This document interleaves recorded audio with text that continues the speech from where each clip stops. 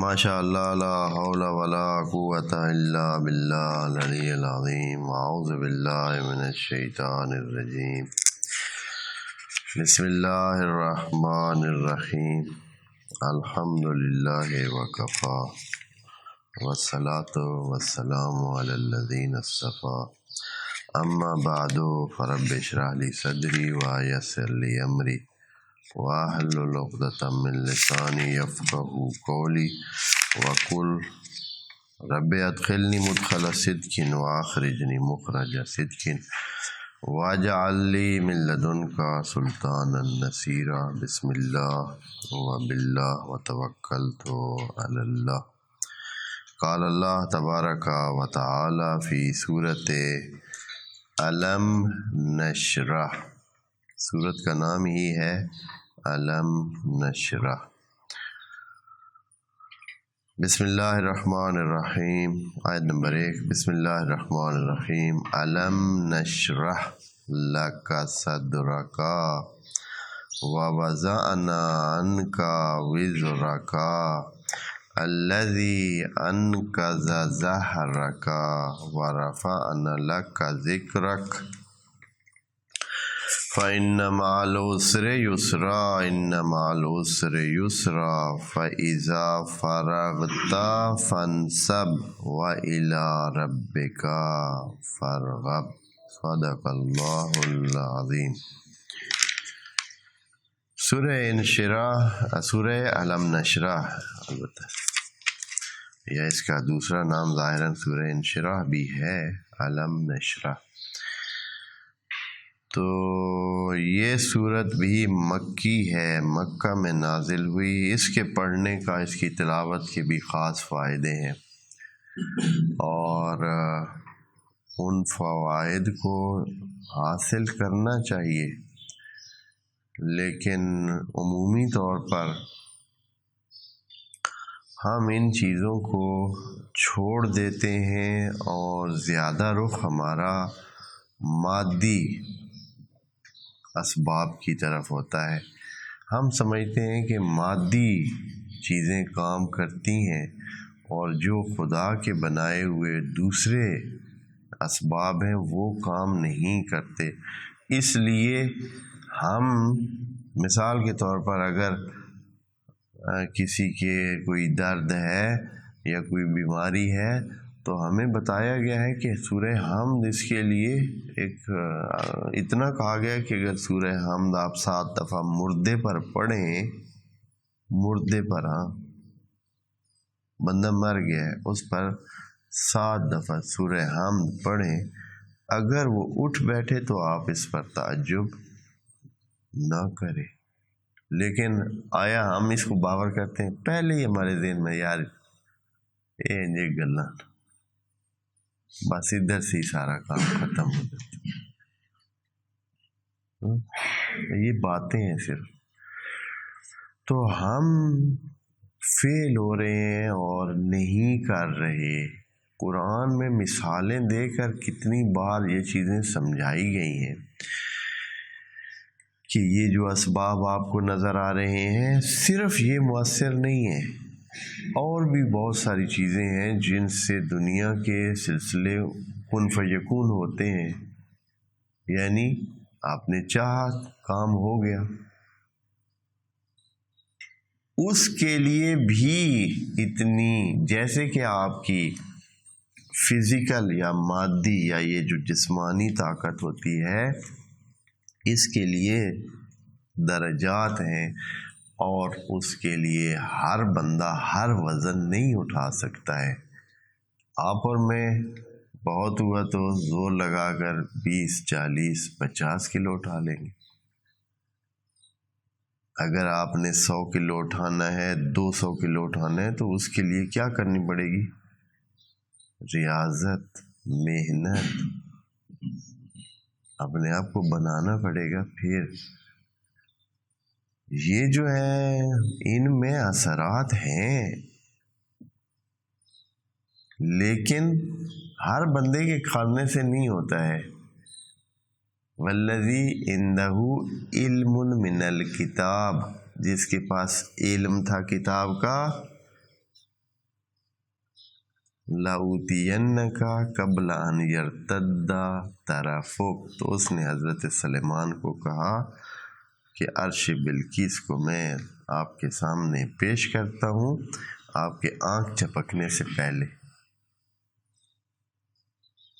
ایسے کرنے سے پہلے ادھر ہوگا۔ دیکھا تو پڑا تھا، تو اس نے کیا جادو کیا ہے؟ جادو نہیں کیا ہے، وہ جو ول پاور یا وہ جو اندر کی عرفانی اور علمی طاقت ہے وہ ان مادیات سے بالاتر ہے، اور وہی طاقت ان الفاظ کے ذریعے استعمال کی جا سکتی۔ آپ کے اندر جتنی طاقت ہے، جتنی معرفت اور علم کی طاقت ہے، ان الفاظ کو آپ استعمال کریں اور اپنا مقصد حاصل کریں۔ خدا کریم کی طرف سے عطا موجود ہے، آگے سے لینے والا ہی کوئی نہیں ہے۔ یہ ایسے ہی ہے جیسے کہ سبیل چل رہی ہو، کوئی بندہ لنگر بانٹ رہا ہو، کوئی دینے والا دے رہا ہو۔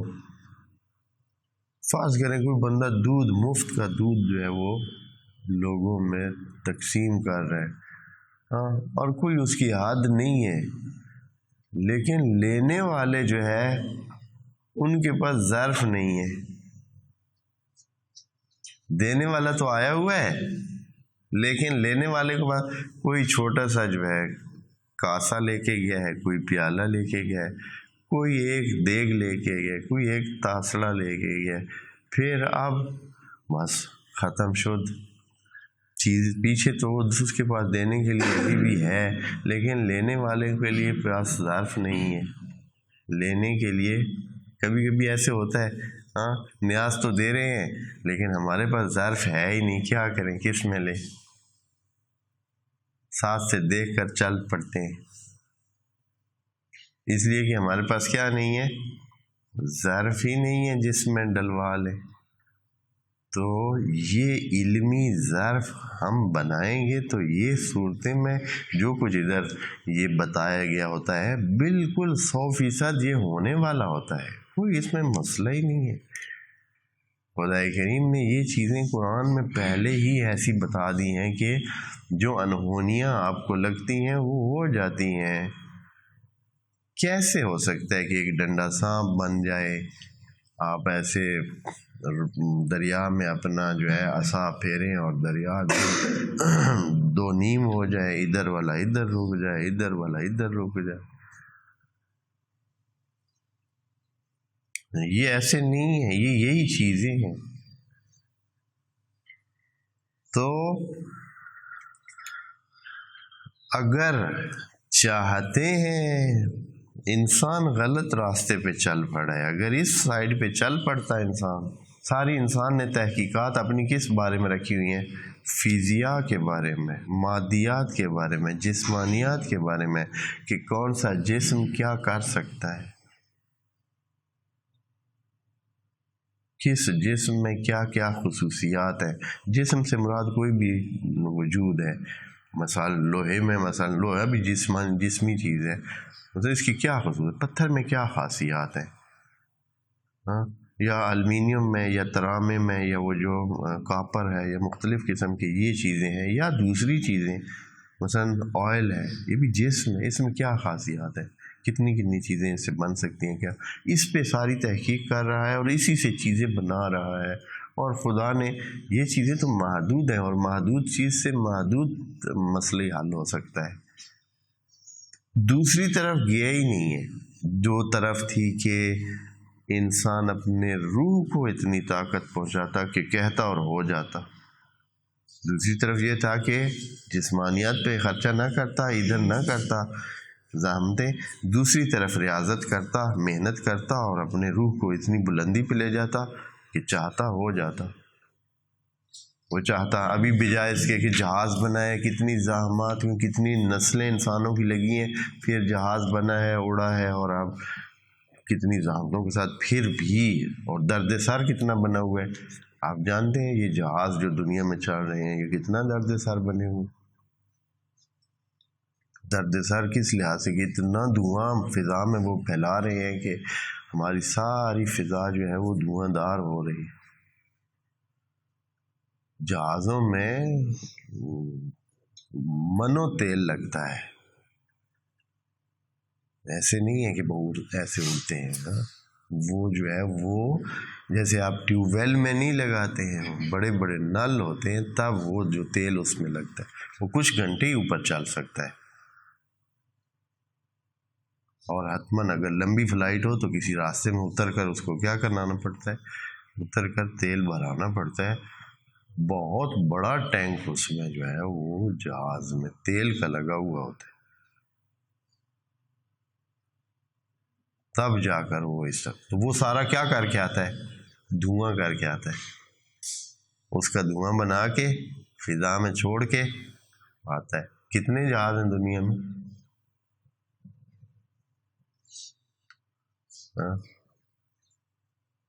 وہاں امریکہ میں ایک ڈاک والی کمپنی کے جہازوں کی بات بتا رہے تھے، ڈاک والی کمپنیاں، فیڈیکس کے نام سے، FED، آپ نے کبھی کہیں پڑھا ہو، فیڈیکس کے نام، صرف ڈاک کمپنی کے 400 جہاز تھے، ڈاک لے کے ادھر ادھر جو جاتی ہے، جیسے یہاں وہ ایک ہے نہیں کمپنی، ایک دو، ہاں یہاں تو ان کے مشکل سے کیا ہوں گے، یہی کوئی ٹرک ہوگا، کوئی ٹریلر، ایک کچھ ہوں گے، وہاں جہازوں کے حساب سے، اور وہ بھی کتنے، یہ تو صرف، اب باقی جو دوسری کمپنیاں ہیں جو انسانوں کی ٹریولنگ کے لیے استعمال ہو، کتنی ہوں گی؟ آپ کہہ سکتے ہیں کہ لاکھوں جہاز روزانہ چل رہے ہیں، اور وہ فضا میں دھواں چھوڑ رہے ہیں اور چھوڑ رہے ہیں اور چھوڑ رہے ہیں، اتنا دھواں چھوڑا ہے کہ یہ جو اصلی نیچرل گیسیں اس کے اوپر تھیں وہ دھوئیں نے ان میں سوراخ کر دیا، اور اب جو ہے سورج کی کرنیں ڈائریکٹ ہم پہ آتی ہیں اور کتنی مصیبتیں بناتی ہیں۔ 12 کہنے کا اس مقدماتی گفتگو کا مقصد یہ تھا کہ یہ جو ہم صور میں اثرات لکھے ہوئے ہیں اور پڑھتے ہیں یہ ہیں، لیکن ہماری بے توفیقی اتنی ہے کہ اگر ہمارے مریض ہے، ہم اس کے ساتھ پھر رہے ہیں اور زحمت اٹھا رہے ہیں، نیندیں خراب کر رہے ہیں، سفروں میں جا رہے ہیں، پیسے برباد کر رہے ہیں، لیکن ہم خود یہ نہیں کر رہے کہ بھائی بیٹھ کر وضو کر کے آئیں، 2 رکعت نماز حاجت اگر پڑھنی ہے تو وہ پڑھ لیں، اور یہ ان صورتوں میں سے جن میں اس کی شفا لکھی رکھی ہے وہ بیٹھ کر آرام سے اس کے لیے پڑھیں، تو وہ معجزہ ہو سکتا ہے، لیکن کبھی ہم نے یہ کیا نہیں ہے۔ ہم بس بہتر ہے کہ کیا کریں، ٹھیک ہے ڈاکٹر کے پاس لے جائیں، وہی جو کچھ کرنا ہوگا، جو کچھ ہونا ہے اسی طرح، نہیں کرتے ہیں، اصلاً اس طرف جاتے ہی نہیں ہیں، کیونکہ ہمارا رخ کیا ہے، رخ مادی ہے۔ خوب، سورہ الم نشرح، اس کا پڑھنے کا ایک فائدہ، پڑھنے کے فوائد ہم ذکر کرنے رہیں گے، اس کی تلاوت کرنے کے، اور اس سے پہلے ذکر کرتے ہیں وہ فائدے جو آخرت میں ہمیں مل سکتے ہیں الم نشرح کے پڑھنے سے۔ تو پہلا فائدہ یہ ہے کہ اس کی تلاوت سے ثواب ملے گا اور انسان عبادت گزار ہو جائے گا، عبادت گزاری اس کے لیے آسان ہو جائے گی، یہ عبادت کو آسان ہوتا ہے، اس لیے کہ 2 چیزیں اس سے حاصل ہوتی ہیں۔ سورہ علم نشرح پڑھنے سے انسان کو یقین حاصل ہوتا ہے. یقین کی منزل پہ پہنچنے کے لیے آپ کو کیا کرنا ہے؟ سورہ علم نشرح پڑھ. اچھا یہ یقین کیا ہوتا ہے؟ کیا مسئلہ ہے؟ یقین بھی کوئی چیز ہے؟ ہاں، یقین ہی ساری چیز ہے،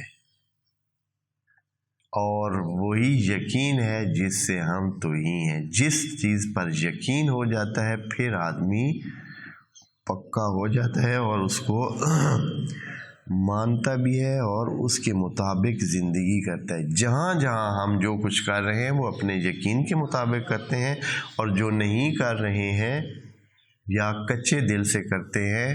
مثلا آگ سے بچنے کے لیے آپ کبھی یہ نہیں کہتے ہیں کہ میں آگ سے بچوں یا نہ بچوں. یہ کیفیت کبھی بھی پیدا نہیں ہوتی کہ بچوں یا نہ بچوں والی بات نہیں ہے. 100% آپ نے بچنے کی کوشش کرنی ہے، اس لیے کہ آپ کو یقین ہے کہ یہ کیا کرے گی؟ یہ جلائے گی.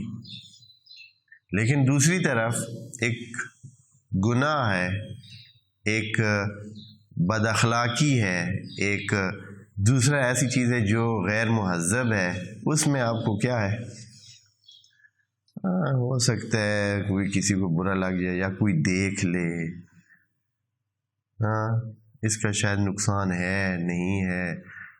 اگر 100% آگ کے نقصان کی طرح ہمیں یقین ہو تو ہم کیسے اس کو اس برائی کے یا اس خرابی کے قریب کیسے جائیں گے؟ نہیں جائیں گے. لیکن ہم جاتے ہیں اچھائی کی طرف. جب آپ اچھائی کی طرف جاتے ہیں جہاں آپ کو یقین ہوتا ہے تو آپ اچھائی کی طرف جانے میں دیر نہیں کرتے. جس اچھائی کے اجر میں آپ کو یقین ہے، آپ کو پتہ ہے کہ آپ جب یہ چائے پیئیں گے آپ کو لطف آئے گا. آپ مثلا کوئی پھل ہے وہ کھائیں گے تو آپ کو اچھا لگے گا، لذت آئے گی، زبان کو اچھا لگے گا، جسم کو طاقت ملے گی. آپ بلا اس کے پی لیتے ہیں. اس کے ابھی آپ نماز پڑھنے کے لیے ہاں نماز پڑھنے کے لیے کیسے انسان کرتا ہے؟ مثال کے طور پر ادھر تو اتنی رغبت سے نہیں جاتا ہے، حالانکہ نبی فرما رہے ہیں کہ یہ میرا نور عین ہے، آنکھوں کی ٹھنڈک ہے. فلاں ان کو پتہ چلتا تھا، وہ تو کہتے تھے کہ یار سارے کاموں سے جان چھٹے کہ ہم نماز کی طرف جائیں. ہم کہتے ہیں کہ نماز سے جان چھوٹے کہ ہم باقی کاموں کو جائیں. ہاں اور کام تھوڑے پڑے ہیں، باہر جائیں گے، اور نہیں تو مسیتی چھوٹے نکلا. مسجد سے تو کم از کم باہر جائیں.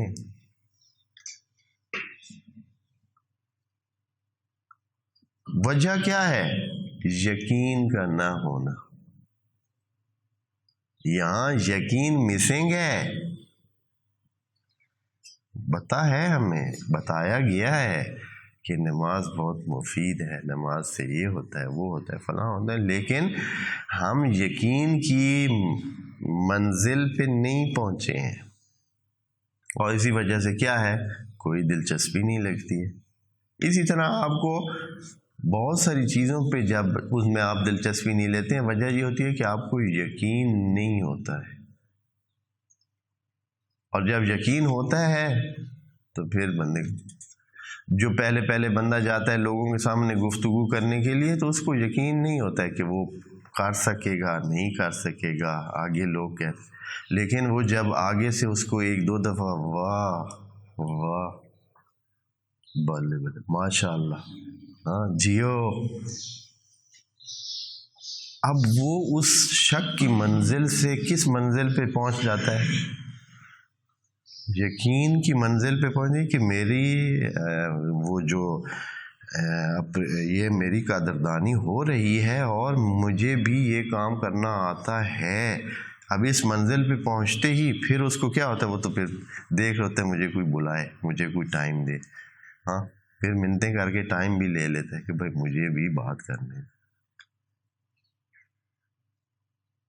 اور وہ جس کو ابھی یقین نہیں ہے اس کو آپ منتیں کرتے ہیں، اس کے لیے 10 سلواتیں میں سلوات بھیجیں جی یہ آ رہا ہے، پھر بھی بیٹھا ہے وہ آگے، اس لیے کہ وہ کیا کس منزل پر ہے، وہ شک اور ظن اور اس قسم کی منزل پہ، اسے اپنے اوپر ابھی یقین ہی نہیں ہے۔ یقین بہت قیمتی چیز ہے، یقین کی منزل قیمتی چیز ہے۔ آپ نے یہ آیت تو سنی ہوگی کہ وما خلقت الجن والانس الا لیعبدون، ہاں کہ جن و انس کو میں نے صرف عبادت کے لیے خلق کیا، یا میں تو کہتا ہوں عبودیت کے لیے۔ اچھا، اب پھر سوال یہ ہوتا ہے کہ عبادت کس لیے، بھئی عبادت کیوں کرتے ہیں؟ ہاں تو خدا کریم نے دوسری آیت میں فرمایا وَاعْبُدْ رَبَّكَ حَتَّى يَأْتِيَكَ الْيَقِينُ، اللہ کی عبادت اور عبودیت اور بندگی اتنی کرو کہ تمہیں یقین حاصل ہو، یعنی یقین کی منزل پہ پہنچنے کے لیے وہ جو پہلے عبادت ہے وہ مقدمہ ہے، خود مقصد نہیں ہے، مقصد یقین کا حصول ہے۔ عبادت کا مقصد بھی کیا ہے؟ حتیٰ یأتیک الیقین، وہ یقین کی لیول۔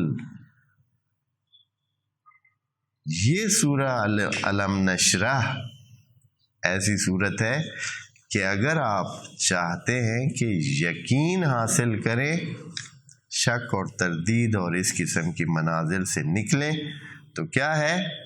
پھر سورہ الم نشرح کی تلاوت جاری رکھیں، انشاءاللہ خدا کریم اپنے اذن سے کیا کرے گا؟ آپ کو یقین کی منزل عطا کرے گا۔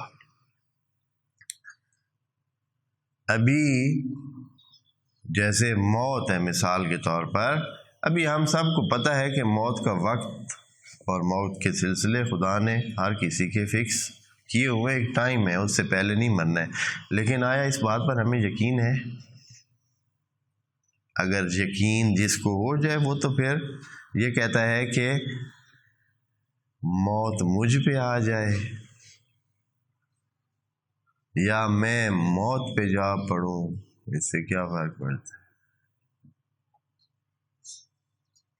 اس لیے کہ یقین ہے کہ اپنے ٹائم سے پہلے اس نے نہیں آنا ہے،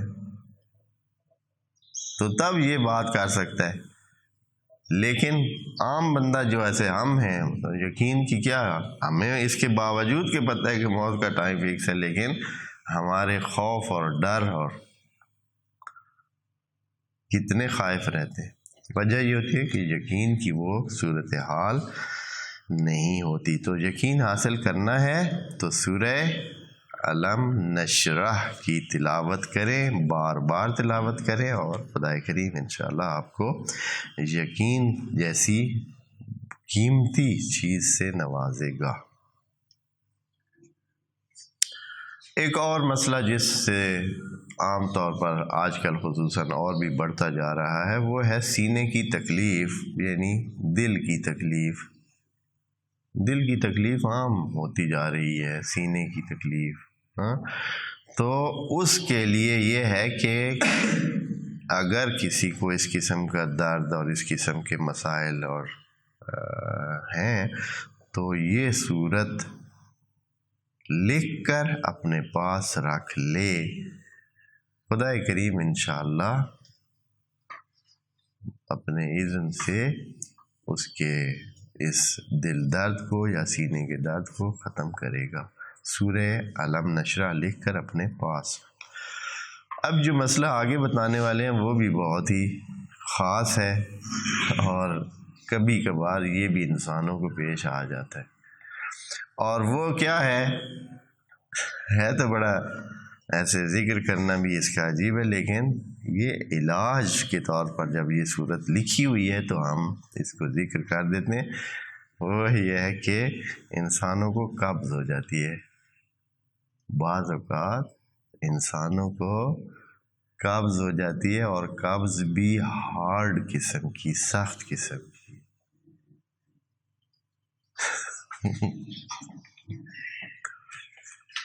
ہاں، تو یہ بلا ہے، بڑی بلا ہے یہ۔ تو ہمیں کہا گیا ہے کہ جب آپ رفع حاجت کر چکیں تو شکر خدا کیا کریں، شکرانے۔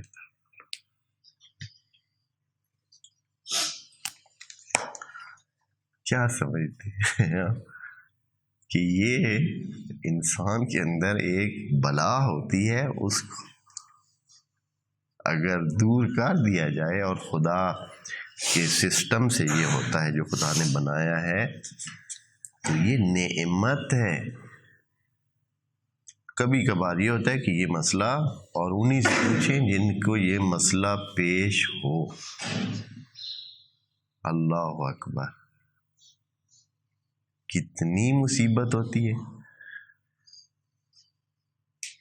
مسائل اتنے ہوتے ہیں کہ پھر وہاں بالکل بھی یہ چیزیں جو ابھی ابھی ہمیں مسکراہٹیں آ رہی ہیں یا اس طرح کا، ایسا نہیں ہوتا ہے۔ خدا کریم ہمیں محفوظ رکھے۔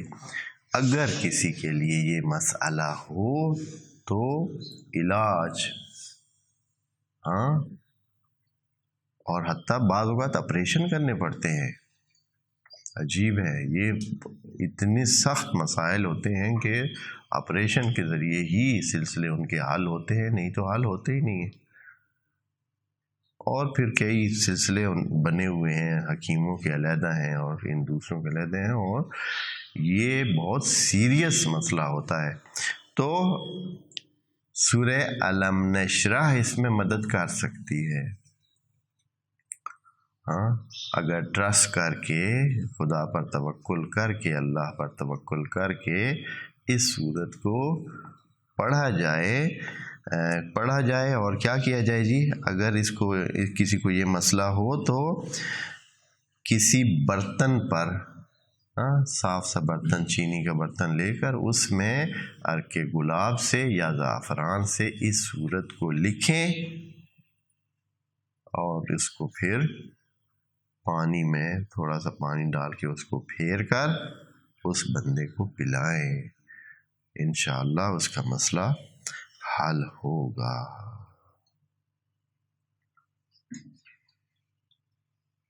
ایک اور چیز جو کہ ممکن ہے یہ بھی بڑی عجیب لگے، لیکن جب پیش آتی ہے تو پھر عجیب نہیں بھی لگتی، وہ یہ کہ بعض انسانوں کو سردی بڑی لگتی ہے۔ ابھی سردیوں کا موسم بھی آنے کو ہے، سردی بڑی لگتی ہے۔ اب اس کا کیا کیا جائے جی؟ اس کے لیے بھی علاج کے طور پر سورہ الم نشرح کیا ورد شروع کرے، انشاءاللہ تھوڑے ہی ٹائم میں اس کی سردی کی حالت کیا ہو جائے گی؟ رفع ہو جائے گی، اور وہ راحت محسوس کرے گا، اور اس کو آسانی ہوگی۔ اور یہ تو تھے سورہ الم نشرح کے وہ فوائد جو ہم ظاہری طور پر اور فوری طور پر حاصل کر سکتے ہیں۔ اب آتے ہیں سورہ الم نشرح کے جو معنوی امور ہیں، معنوی پہلو ہیں، وہ اس کی طرف کہ خدا کریم نے کیا بات کی ہے اس میں۔ بسم اللہ الرحمن الرحیم۔ پیچھے جو ہم نے سورۃ والضحیٰ پڑھی ہے، الضحیٰ، سورہ الضحیٰ میں خدا کریم نے نبی کو خطاب کر کے کچھ نعمتوں کا ذکر کیا تھا کہ اے نبی ہم تیرے ساتھ ہیں، تیرے ساتھ چل رہے ہیں، پہلے سے بھی تیرے ساتھ چلتے آ رہے ہیں۔ اور کب سے چلتے آ رہے ہیں؟ الم یجد کا یتیمن، جب تو یتیمی کا شکار ہو گیا تھا اس وقت سے۔ تو حضرت یتیمی کا شکار کب ہو گئے تھے؟ پیدا ہونے سے پہلے ہی ان کے والد دنیا سے چلے گئے تھے، تو یتیمی سے ہی سرپرستی دے دی تھی خدا کریم نے۔ تو وہاں سے ساتھ چل رہے ہیں خدا کریم. تو یہاں اس صورت میں جو چیزیں بتائی گئی ہیں اگلی صورت میں بھی کچھ اسی طرح کی نعمتوں کا ذکر ہے جو خدا کریم نبی پر کر رہا ہے اور اس کا ذکر فرماتا ہے. اور اسی وجہ سے فقہا نے کہا ہے کہ یہ والی صورت علم نشرح اور صورت الضحیٰ مل کر ایک صورت ہیں، چونکہ علیحدہ علیحدہ نازل ہوئی ہیں اور بسم اللہ کے ساتھ نازل ہوئی ہیں، تو علیحدہ ہی قرآن جیسے نازل ہوا ہے اسی طرح لکھنا ضروری تھا، اس لیے ذکر. لیکن اگر آپ نماز میں سورہ حمد کے بعد ایک دفعہ ایک سورت پڑھنی ہوتی ہے، تو اگر آپ نے سورۃ الضحیٰ پڑھ دی تو آپ کے لیے ضروری ہے کہ ساتھ کیا کریں، سورۃ علم نشرح بھی پڑھیں، تب آپ کی نماز ٹھیک ہے. اور اگر آپ اس طرح نہیں کرتے ہیں، صرف ایک سورت پڑھتے ہیں سورہ الضحیٰ یا صرف سورہ علم نشرح پڑھتے ہیں، تو آپ کی نماز پوری نہیں ہے، باطل ہو جائے گی. یہ فقہی مسئلہ بھی ذہن میں رکھیں. تو اس صورت میں کیا فرما رہے ہیں، علم نشرح لک صدرک. اب وہ جو پہلے باتیں تھیں نا، تین جملے پہلے کہا تھے، علم یجدک یتیما فآویٰ ووجدک ضالا فہدیٰ ووجدک عائلا فاغنیٰ، یہ رسالت سے پہلے کے تھے. ٹھیک ہے جی، انبیاء سے، رسالت سے پہلے، بعثت سے پہلے حضرت کو یہ چیزیں خدا کریم نے عطا فرمائیں اور خدا کریم نے نبی پر یہ احسان فرمایا اور یہ چیزیں ذکر کی. اب جو یہ آیت ہے علم نشرح میں کیسی باتیں کر رہے ہیں، یہ جو اس کے بعد، کس کے بعد، بعثت کے بعد، نبی کی بعثت کا اعلان ہو چکا ہے اور خدا کریم فرما رہا ہے علم نشرح لک صدرک، آیا تیرا دل ہم نے، تیرا سینہ کشادہ نہیں کیا. یعنی اب جو آپ نبوت کا کام کر رہے ہیں تو آپ کے سینے کو کشادہ کیا ہے. نہیں تو جب ایسے حالات ہوں جن حالات میں نبی موجود تھے تو آدمی کیا ہے، تنگی کی وجہ سے، ضیق صدر کی وجہ سے، دل کی گھٹن کی وجہ سے، سینے کی گھٹن کی وجہ سے، حالات کی گھٹن کی وجہ سے مرنے کو آتا ہے. ہاں، تنگ ہو جاتا ہے بندہ، کہتا ہے کہ چھوڑیں، اور اس سے تو بہتر تھا کہ نہ ہی ہوتے ہم. اس لیول پہ چلا جاتا ہے. لیکن خدا کریم اگر شرح صدر دے دے تو بڑی خوشی سے انسان اسی مسئلے کو کیا کرتا ہے، برداشت کرتا ہے اور اس کے ساتھ چلتا رہتا ہے. تو خدا کریم نے نبی کو بڑا وسیع صدر عنایت فرمایا، کہا کہ علم نشرح لک صدرک، آیا تیرے سینے کو ہم نے کشادہ نہیں کیا ہے کہ تو اتنی مصیبتوں کو بھی جھیل رہا ہے. ہم پہ اگر کوئی فرض کرے، راستے میں ہم جا رہے ہوں، دوستوں کے ساتھ جا رہے ہوں، اپنے جاننے والوں کے ساتھ جا رہے ہوں، اور اوپر سے کوئی کیا کر دے، کوڑا ڈال دے،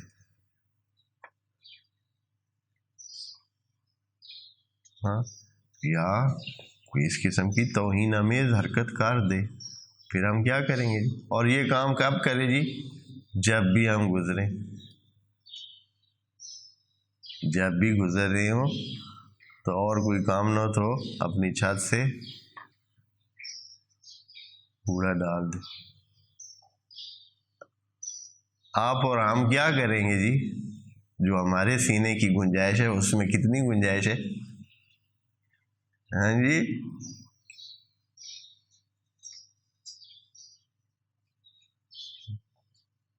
تو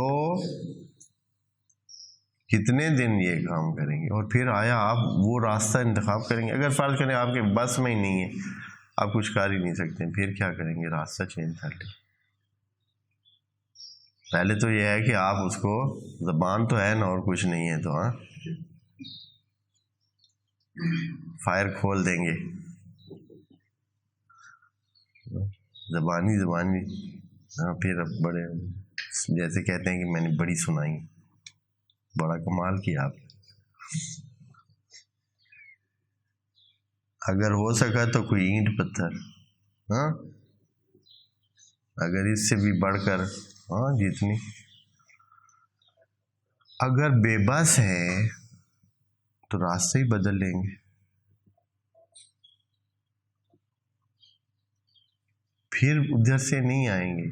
لیکن اگر آپ بہت کشادہ سینہ رکھتے ہیں، شرح صدر رکھتے ہیں، تو آپ کہیں گے کہ اچھا کتنا کرسی، کتنا برا بن سکتا ہے، آیا میرے حوصلے کو یہ ناچیز، یہ گھٹیا انسان میرے حوصلے کو شکست دے سکتا ہے؟ دیکھیں وہ اپنے گھٹیا پن میں کتنا جاتا ہے۔ عام انسان تو ہار جاتا ہے، عام انسان ہار جاتا ہے، ایک دفعہ، دو دفعہ، تین دفعہ، ہاں پھر کہتا ہے کوئی حد ہوتی ہے، ہاں انگریز ہو تو کہے گا اناف از اناف۔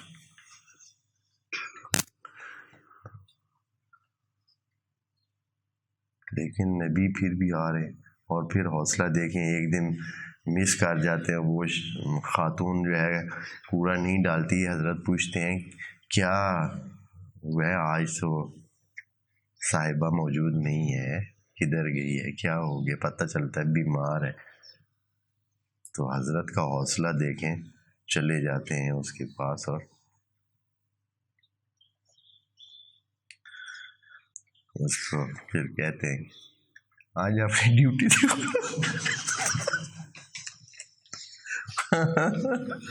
ہاں آج تھی اپنی ڈیوٹی دیکھو نہ ہو۔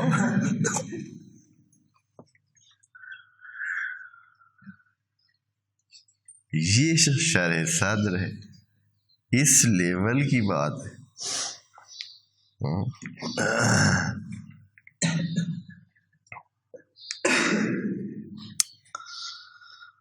تو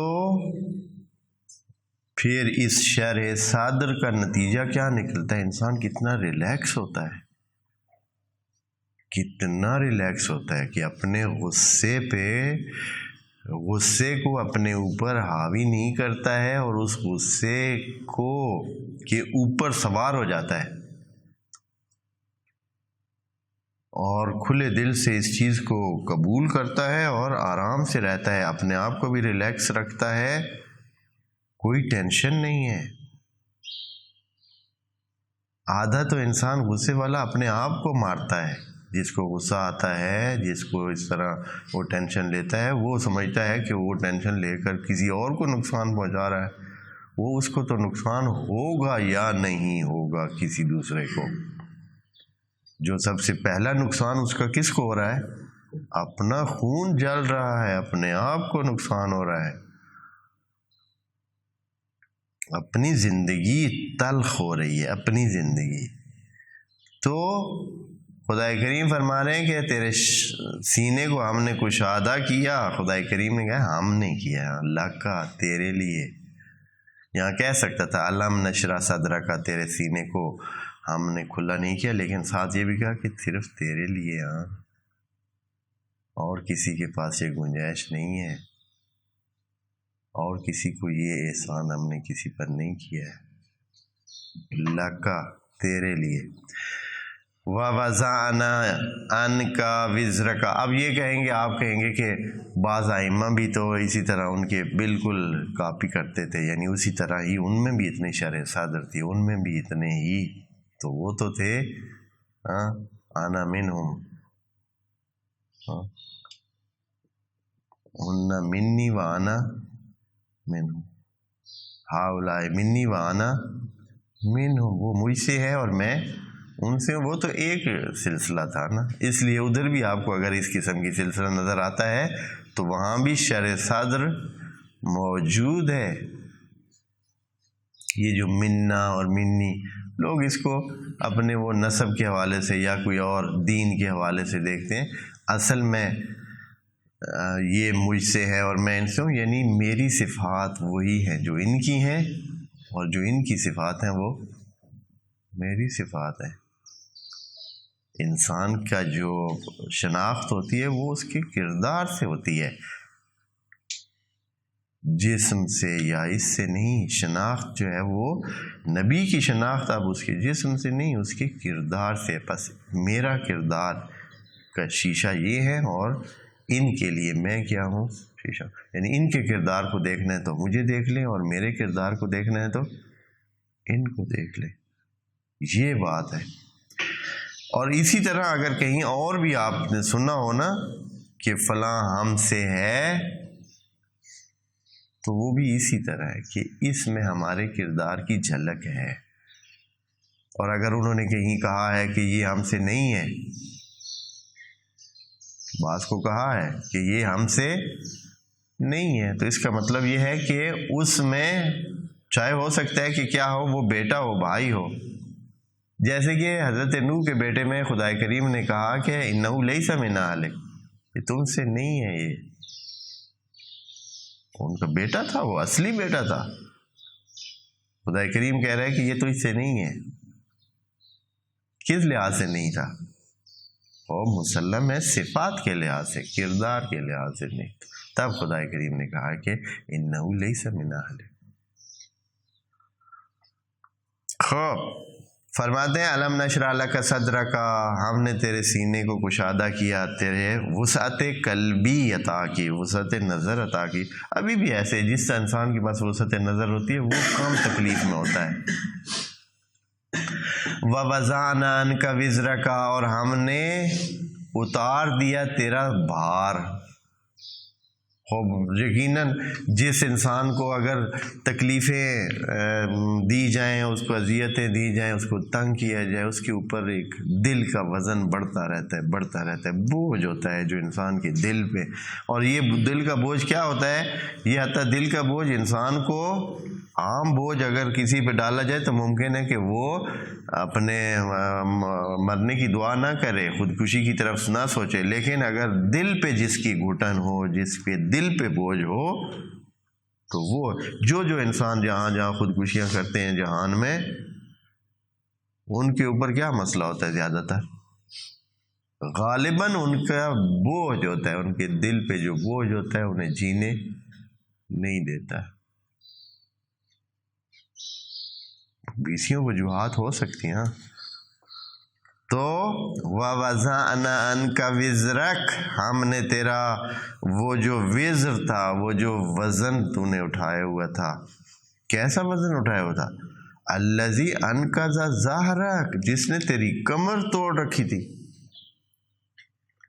کیا جملہ کہہ دیا ہے، جس نے تیری کمر توڑ رکھی، یعنی یہ کمر شکن وزن تھا جو ان حالات میں، اس قسم کی فضا میں، جہاں آپ کے چچا آپ کے مخالف، آپ کے کزن آپ کے مخالف، آپ کے پتہ نہیں آس پاس سارے مخالف، کوئی دیوانہ کہہ رہا ہے، کوئی ایک ٹھیک ٹھاک بندے کو اور شریف بندے کو، محترم بندے کو، جو کل تک محترم تھا، سب کی نظر میں امین تھا، سب کی نظر میں بہت ایک خاص قسم کا انسان تھا، آج اسی کے لیے لڑکے بالے بھی جو ہے وہ کیا کر رہے ہیں؟ شرارتیں کر رہے ہیں، اور بڑے انسان ہر کوئی جو ہے وہ اس کو کوئی دیوانہ کہتا ہے، کوئی شاعر کہتا ہے، حتیٰ کوئی اس قسم کی توہین، ایک بدبخت نے تو حتیٰ اتنی توہین کی سوچا کہ اس نے گوبر کا بھرا ہوا وہ جو اوجھڑی تھی کسی حیوان کی پڑی تھی، وہ اٹھا کے لے آیا اور حضرت کے اوپر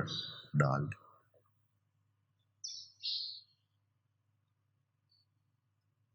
یعنی توہین کی لیول دیکھیں، یہ شرفاء میں سے تھے، عام قبیلے کا بندہ بھی نہیں ہے، مکے کے سرداروں کے قبیلے سے تھے، پھر اس میں سے چنا ہوا ہاشمیوں کا قبیلہ، عزت و احترام میں مشہور قبیلے کے فرد، اور اس طرح ان کے ساتھ کیا ہو رہا ہے؟ اتنا توہین آمیز رویہ، اور اس طرح کہ بیٹھے ہوں تو لوگ مذاق اڑائیں، یہ کریں، پھبتیاں جگتے، ہاں جس نے تیری کمر توڑ رکھی تھی، ورفعنا لک ذکرک، پھر کیا ہوا؟ ہم نے تیرا نام بلند کر دیا۔ بس جوں جوں حضرت کا کردار اور وہ شرح صدر حضرت کے سامنے آئی کہ یہ تو یار بڑا ہی اچھا انسان ہے، یہ تو ہماری توہین آمیز روشیں اس کا کچھ نہیں بگاڑ سکتی، تو کیسے اس کی طرف سارے گرویدہ ہوتے گئے اور اس کی طرف جھکتے گئے اور قریب آتے گئے اور مانتے گئے کہ کوئی یہ عرصہ نہیں ہے ایک دین کے لیے، یہ کوئی عرصہ ہی نہیں ہے 10-20 سال، کیا ہے ٹائم کہ ایک نیا دین دیا جائے اور اس کو عروج پر پہنچا دیا جائے صرف 20-22-23 سال کے عرصے میں، اور وہ بھی اس زمانے میں جہاں جس وقت کمیونیکیشن میں تھے۔ آج کا زمانہ نہیں تھا کہ ایک لمحے میں آپ کی بات دور دور تک چلی جاتی، لیکن حضرت کا کردار اتنا روشن تھا، اتنا خدا کریم نے شرح صدر عطا کی کہ ورفعنا لک ذکرک، تیرے لیے ہم نے تیرے نام کو بلند کر دیا، اور ہر طرف سے اچھائی کی وہ ہونے لگی اور نور نبی ہر طرف پھیرنے لگا۔ پھر خدا کریم یہاں 2 فارمولے بتاتا ہے، یہ فا لگا کر آگے ایک بات بتانا ہے، فَإِنَّا، پس بے شک، خدا کے اصولوں میں سے ایک اصول یہ ہے، مَعَ الْعُسْرِ یُسْرًا، جب بھی آپ کوئی مشکل کام کریں گے، خاص قسم کی مشکلات کو جھیلیں گے، تو اس کے ساتھ آسانیاں بھی ہوں گی۔ جو بھی آپ مشکل اٹھاتے ہیں اور اچھائی کے لیے مشکل اٹھاتے ہیں، العسر ہے، ہاں العسر، ہر عسر نہیں۔ کوئی بندہ ڈاکہ مارنے کے لیے مصیبت میں پڑا ہوا ہے تو وہ اس کے ساتھ آپ کہیں کہ اچھا ابھی بس تھوڑی دیر میں یسر آ جائے گا۔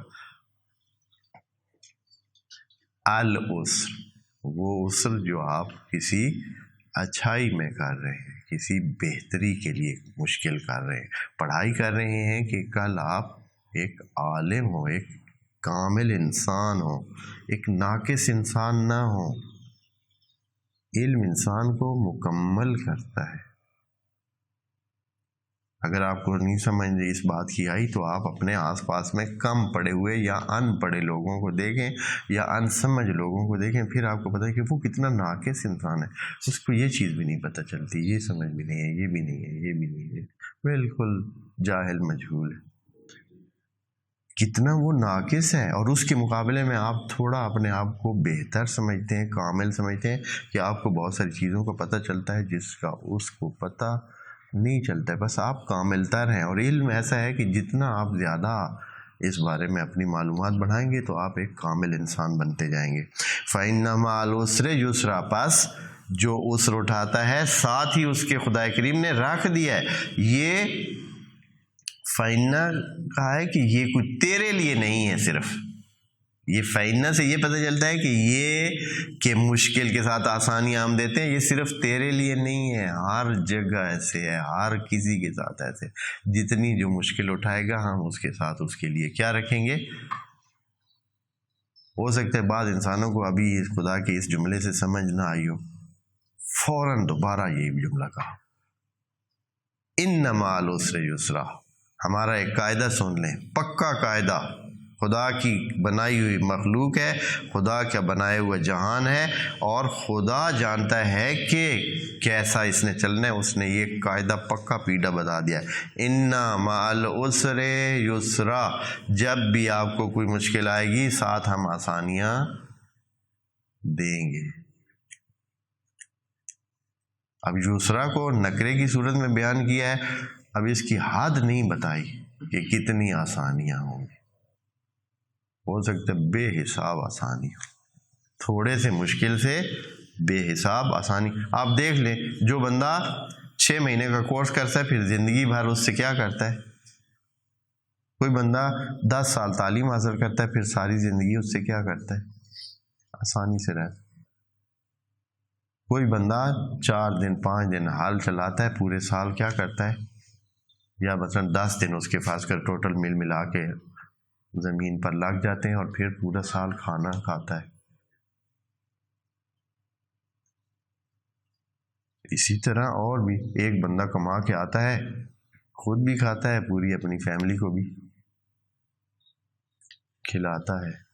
تھوڑا زحمت کر کے ان مع العسر یسرا فَإِذَا فَرَغْتَ فَانْصَبْ وَإِلَىٰ رَبِّكَ فَارْغَب. پس یہ فنصب جو ہے نا، پس مشکل میں پڑا کرو. حضرت کو حکم دے رہے ہیں خدا کریم کہ کیا کیا کرو؟ مشکل میں پڑے رہا کرو. یعنی آسانیاں پانی ہے نا تو کیا کرو؟ مشکل کا انتخاب کرو. فنصب یعنی زحمت کرو، مشکل کرو، مشکل کو اٹھاؤ، مشقت اٹھاؤ. مشقت اٹھانے کا کیا فائدہ ہوگا؟ یعنی پھر آسانی جو ساتھ ہے، خدا نے لکھ دی ہے آسانی، مشقت کے ساتھ آسانی کو خدا نے لکھ دیا ہے، تو آسانیاں حاصل کرنی ہے تو پھر کیا کر؟ فَإِذَا فَرَغْتَ، جب بھی آپ کو موقع ملے، جب بھی موقع ملے، جب آپ کا کوئی اور مشغلہ پہلا ختم ہو گیا تو دوسرا مشغلہ شروع کرو. یہ مت کہو کہ اچھا بس ٹھیک ہے، کیونکہ اس کی آسانی جو ابھی حاصل ہو چکی ہے یہ تو اس کی آسانی تھی، اب جو دوسری مشکل اٹھائیں گے تو اس کی آسانی اس کے ساتھ ہوگی. ایک کورس کر لیا ہے تو اسی پہ اکتفا نہ کرو، دوسرا شروع کر دو. ایک کتاب ختم کی ہے تو اگلی شروع کر دو. ہاں کیا کیا جو بھی آپ سمجھ لیں. وَإِلَىٰ رَبِّكَ فَارْغَب، اور اللہ کی طرف رغبت رکھو. یہ ساتھ کیا کر دیا؟ احتیاطی تدبیر بھی ساتھ بتا دیے. ایسا نہ ہو کہ آسانیاں پیدا ہوں تو پھر کیا کرو؟ ہاں اللہ کو بھی بائے بائے. ہاں محتاجی تھی تو ہم ہیں، اللہ تیرے دربار میں تھے، آپ بہت فارغ ہو، اب ہر چیز ہے. ہاں بس پھر ملیں گے. سی یو یا اس طرح کے. وَإِلَىٰ رَبِّكَ فَارْغَب، اپنے رب کے دربار سے مت ہٹنا، اس رغبت کو برقرار رکھنا. خدا کریم ہمیں نور قرآن سے منور فرمائے. والسلام علیکم ورحمۃ اللہ وبرکاتہ.